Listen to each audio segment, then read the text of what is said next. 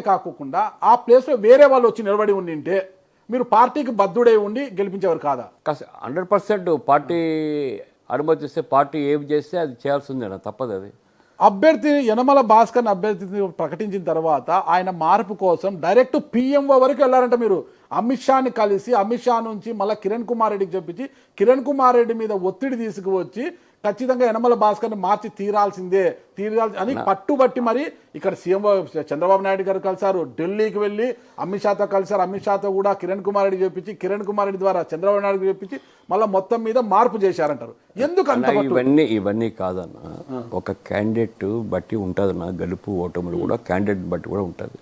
కాబట్టి భాస్కర్ రావు అనే వ్యక్తి అయితే గెలవడని చెప్పి ప్రతి ఒక్కరూ చెప్పారు. కాబట్టి అరవ శ్రీధర్కు టికెట్ ఇస్తే బాగుంటుంది అనే ఉద్దేశంతో ఇప్పించడం జరిగింది, గెలవడం జరిగింది. అన్న రూపానంద్ అన్న మంచి వ్యక్తి నేను విన్నా.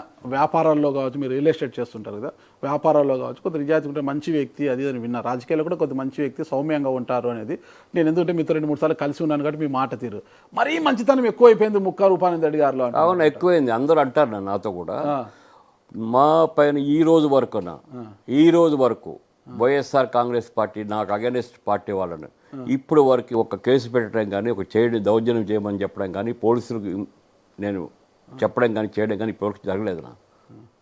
జరిగిన దాని ఉపయోగం లేదు. అది కష్ట సాధింపు కాదన్నా. మన కోడూరు నియోజకవర్గం ఏ విధంగా డెవలప్ చేసుకోవాలనేది ఆశిస్తున్నా తప్పితే అదే నగరీ గాలేరు కాలం గురించి మాట్లాడాను. నేను పెద్ద సీఎం గారితో మాట్లాడినా, సానుకూలంగా స్పందించినాడు. అది ఒక డెవలప్మెంట్ అన్నా.